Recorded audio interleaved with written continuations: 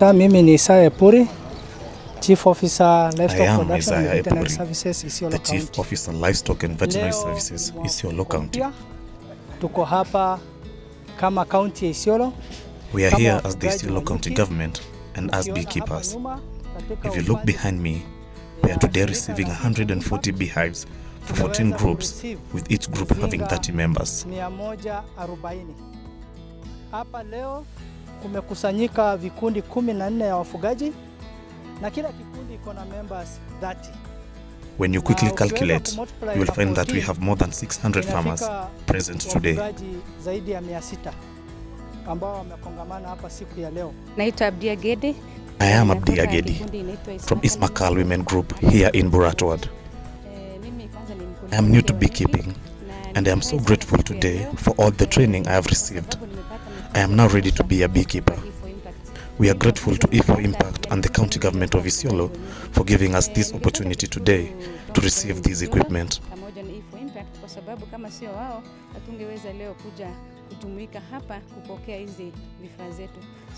This shall be of great impact to us, since it said, when you help one woman, you've impacted the whole community. My name is Nur Juma, a farmer from Buratwad representing Nasib Youth Foundation. This is a group of youth that involves themselves in agribusiness, with one sector being beekeeping. Nasib Youth want to thank the county government of Isiolo and its partner E4Impact. They have offered us training sessions and facilitated our outreach programs to other counties for benchmarking. We have seen how youths from other counties are empowering themselves.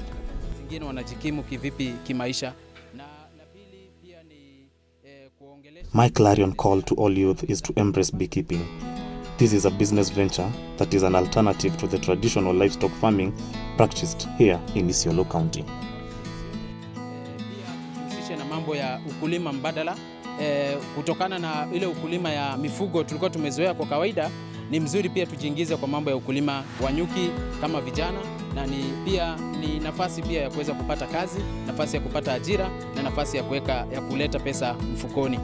My name is Bernadette Mutinda. I work for E4Impact Foundation as the Kenya country manager.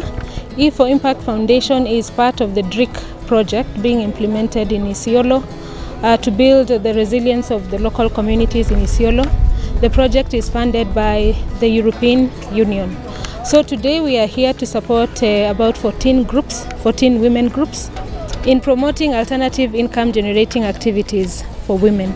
So since 2020 we've been supporting these groups through capacity building to encourage them to build resilience by adopting, alternative income generating activities.